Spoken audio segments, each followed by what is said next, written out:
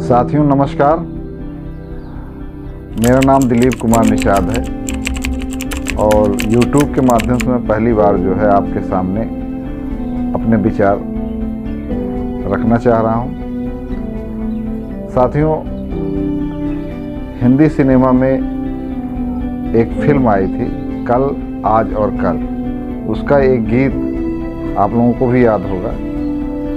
नायक नायिका की नोक झोंक से ओत प्रेत एक जो है गीत था, जिसमें नायिका नायक से पूछती है आप यहाँ आए किस लिए। तो नायक उसका जो है समुचित जवाब देता है, लेकिन मेरा विषय वो नहीं है। मेरा विषय है कि आप यहाँ आए किस लिए, यानी हम लोग यहाँ इस जीवन में किस लिए आए।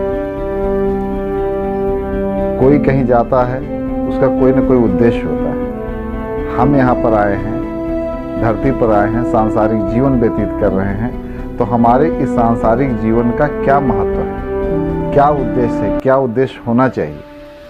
तो मेरा अपना मानना है कि हम लोग जो भी कार्य करें वह अपने आप में संपूर्ण होना चाहिए। तो हमारे मनुष्यों ने, हमारे पूर्वजों ने जीवन को सार्थक करने के लिए, जीवन को संपूर्णता प्रदान करने के लिए 4 सोपानों का जिक्र किया है। सोपान यानी सीढ़ियाँ, 4 सीढ़ियों के माध्यम से उन्होंने जीवन को संपूर्णता प्रदान करने की कोशिश की है, जिसको हम लोग धर्म, अर्थ, काम और मोक्ष के नाम से जानते हैं। ऐसा कहते हैं कि धर्म को धारण कीजिए, अर्थ को अर्जित कीजिए, अर्थ अर्जित कर अपनी कामनाओं की पूर्ति कीजिए और साधनारत रहकर मोक्ष को प्राप्त कीजिए।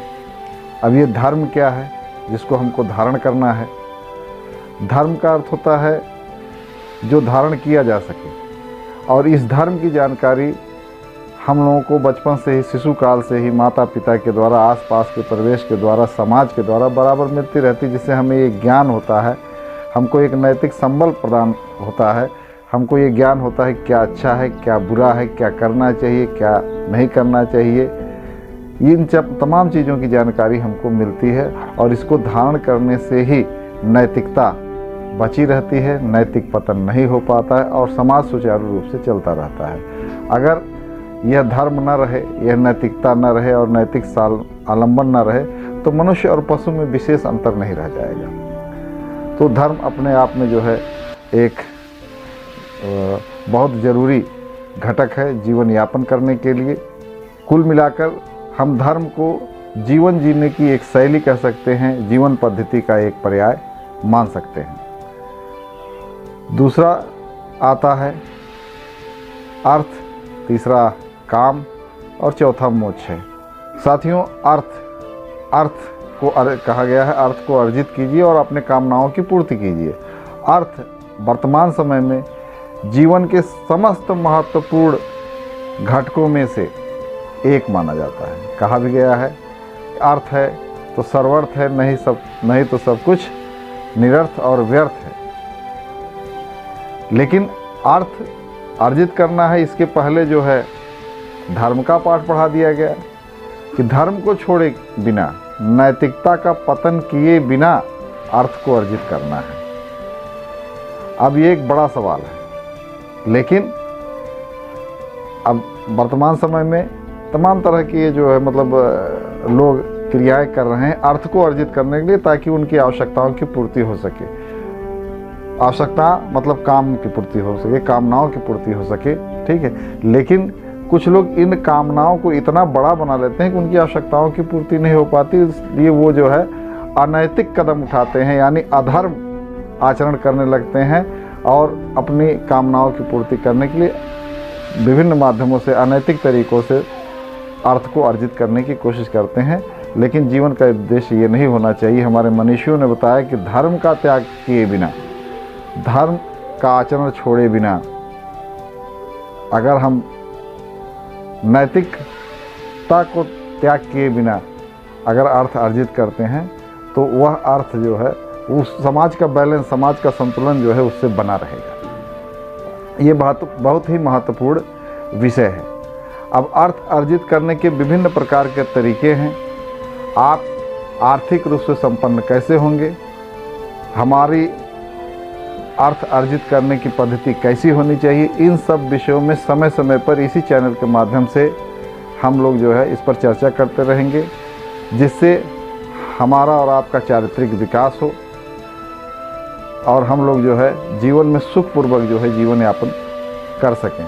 अर्थ अपने आप में महत्वपूर्ण चीज़ है। अब अर्थ अर्जित करें और कामनाओं की पूर्ति करें तो कामनाओं का कोई अंत नहीं है। कामनाएं बलवती होती हैं, लेकिन एक संतुलित जीवन जीने के लिए उतनी ही कामना करनी चाहिए जिससे हमारा जीवन संतुलन बना रहे। अब कामनाएं अगर हमारी बहुत बड़ी हो जाएंगी और अर्थ अर्जित करने का माध्यम जो है अगर छोटा रहेगा तो निश्चित ही हमारा जो है नैतिक पतन होना है। वहाँ आप धर्म से अधर्म की तरफ चले जाएंगे, और जब अधर्म की तरफ चले जाएंगे तो आपके परिवार में जो संतति उत्पन्न होगी वह भी अधार्मिक होगी, उसका भी नैतिक पतन होगा। ठीक है। और जब नैतिक पतन होगा तो माता को माता नहीं, पिता को पिता नहीं, पत्नी को पत्नी नहीं, संतान को संतान नहीं समझेगी। ये संतुलन बना रहे, इसलिए हमारे मनीषियों ने इन 4 पुरुषार्थों का जिक्र किया है कि धर्म, अर्थ, काम, मोक्ष ये जीवन के सोपान हैं, और इन सोपानों पर इन चलकर ही हम लोग जीवन के परम लक्ष्य को प्राप्त कर सकते हैं। तो संतुलित कामनाएं कीजिए, या कामनाएं उतनी कीजिए जितना आप अर्थ अर्जित कर सकें। और अर्थ अर्जित करने के लिए वर्तमान समय में अगर आप अपने ज्ञान चक्षु खोले रखेंगे तो अर्थ अर्जित करने के लिए विभिन्न प्रकार के माध्यम आपके आसपास बिखरे पड़े हैं। ज़रूरत है कि हम लोगों को उस अवसर को पहचान कर उस अवसर को अपने मुट्ठी में बंद करें और उस अवसर पर कार्य करके अर्थ अर्जित करें, ताकि आपकी कामनाओं की पूर्ति हो सके संतुलित ढंग से, अधर्म न करके, अनैतिक न हो करके, धर्म और नैतिकता के आधार पर जो है आप बहुत ही आसानी से अपने उस कामना की पूर्ति कर सकते हैं। और साथियों, सबसे अंत में आता है, मैंने 3 पुरुषार्थों के विषय में बहुत ही संक्षिप्त में बताया, धर्म, अर्थ और काम। ठीक है। और सबसे अंत में आता है मोक्ष। ये मोक्ष क्या है? मोक्ष का अर्थ जो है मुक्त होना है। ठीक है। कहते हैं कि 84 लाख योनियों में भटकने के बाद एक बार हमारा ये मनुष्य का जन्म मिलता है, ऐसा कहा गया है। ठीक है। आप माने या ना माने, लेकिन जो हमारे पूर्वजों ने कहा है, ठीक है, उससे वो कुछ न कुछ सोच कर कहा होगा, कुछ रिसर्च रहा होगा। और ये जो धर्म, अर्थ, काम, मोक्ष की बातें हैं, ये भी रिसर्च करके ही कही गई हैं कि ये जीवन के 4 स्वावलंबन है, 4 सोपान हैं। इनको जो है आप क्रॉस करके मोक्ष की प्राप्ति कर सकते हैं। तो मोक्ष जरूरी है कि नहीं जरूरी है, यह बात का विषय है, लेकिन मोक्ष है क्या, इसके विषय में जानकारी होना आवश्यक है। मोक्ष यानी मुक्त होना। किस चीज़ से मुक्त होना? जीवन चक्र से मुक्त होना। कहते हैं आत्मा अमर है, शरीर नश्वर है, और यह आत्मा विभिन्न योनियों में भटकती रहती है। और इस प्रकार से 84 लाख योनियों में भटकती है। वो सभी योनियाँ जो है भोग योनि कहलाती है। और ये मनुष्य का जन्म जो है योग योनि माना जाता है। योग योनि मतलब इसमें आपको जुड़ने का अवसर मिलता है, स्वयं को साक्षात्कार करने का अवसर मिलता है, परमात्मा को जानने का अवसर मिलता है, और आपको स्वयं को जिस जीवन चक्र से मुक्त होने का अवसर मिलता है। और आपके शरीर के आसपास जो औरा रहती है, उस औरा में आपके सभी कर्म संकलित होते रहते हैं, अच्छे और बुरे। वो आपको जो है जब आप साधना के माध्यम से, ठीक है, स्वयं का साक्षात करते हैं, तो ये सभी चीज़ें जो छटती चली जाती है और आप परम आत्मा से आपका मिलन होता है और आप मोक्ष को प्राप्त करते हैं। तो वर्तमान समय में ये धर्म, अर्थ, काम, मोक्ष में से सबसे महत्वपूर्ण विषय अर्थ का है। अर्थ का विषय है, लेकिन अब अर्थ को कैसे अर्जित करना है, ठीक है, कैसे उसकी प्राप्ति करनी है, इसमें जो है नैतिकता का दामन भी नहीं छोड़ना है। इन सभी विषयों पर ही चर्चा करने के लिए, ठीक है, समय समय पर मैं आपके बीच आता रहूँगा।